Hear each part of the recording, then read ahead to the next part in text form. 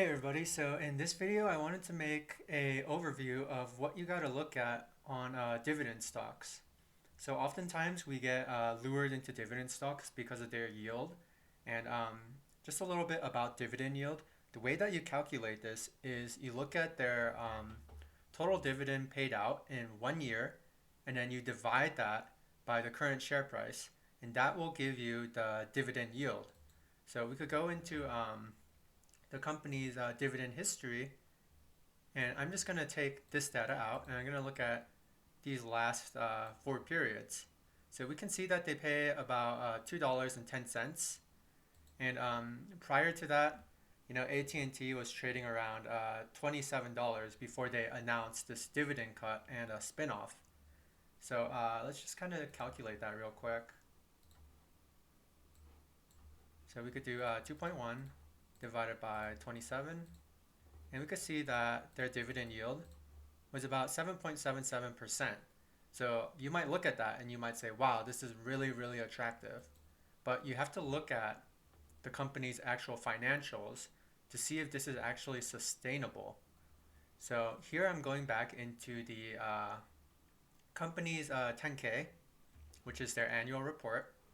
And the first thing I want to look at is their consolidated balance sheets. So to me, I like looking at current assets versus current liabilities. So here we could see that current assets is around 60 million, or 60 billion, my bad, because these are in millions, as you can see. So about 60 billion. And here we could see that the current portion of the liability is 85.5 billion. Now, that is where some red flags occur to me. So, they have more current liabilities than their current assets. And if we dig into this even further, the only current assets that I would actually take into consideration are probably these two, because inventory isn't as liquidable, and prepaid or other current assets, you can't really pay off your debt with prepaid assets. That's like rent and things of that nature, rent, insurance. So then this makes me want to go into their cash flow statements. So here, if we go into the cash flow statement, we could see that they get their net income and then they make all of these adjustments. And then after all of those adjustments, because sometimes GAAP, well, I guess I shouldn't say sometimes, it's all the time. GAAP will expense depreciation and amortization and stock-based compensation, but that doesn't really affect the company's cash. So they got to add that back in to the GAAP net income. And then when they do that, they get the total cash that's provided by operating activities, which we can see right here. So here we can see that they make about 42 billion in cash, and they consistently do about 40 billion-ish. So now they have all these investing activities, and then they have these financing activities, and we can see that the investing activities is about 32 billion, and then we can see right here that they actually take on short-term borrowings, so this adds to their cash position.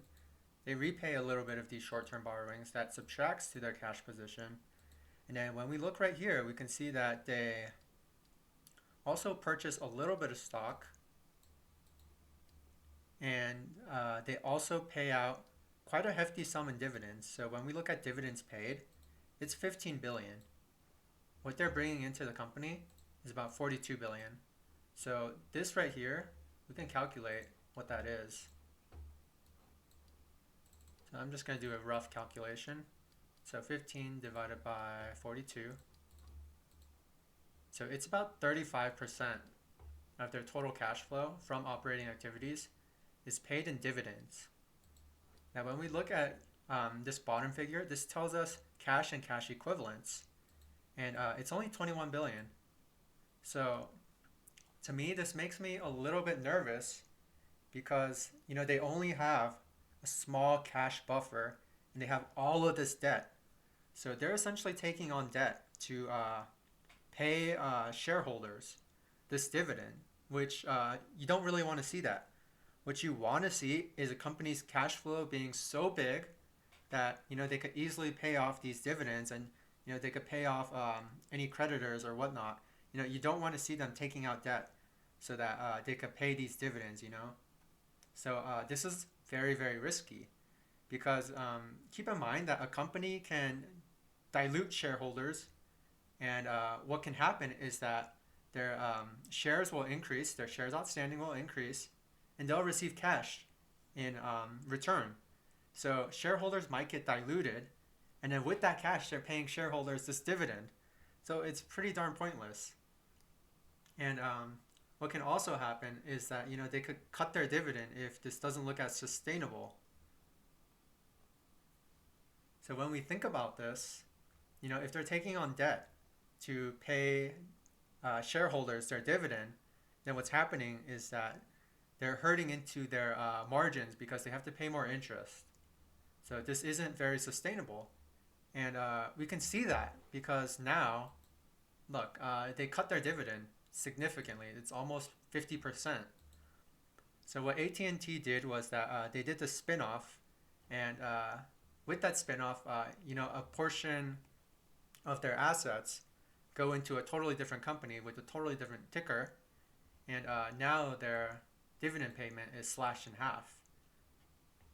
So now we can see that the reason why they did this was so that they could have more cash so that they could reinvest into the business. The executives in that company realized that this wasn't a very sustainable thing to do for a long period of time, because as they're taking on more debt, they're paying more interest, and shareholders are getting concerned. Well, this company has so much debt, and just looking at their current assets and their current liabilities, they have more current liabilities than their current assets, and generally that's never really a good thing. So I hope you guys enjoyed this video, and I hope you really look into these things when you're purchasing dividend companies.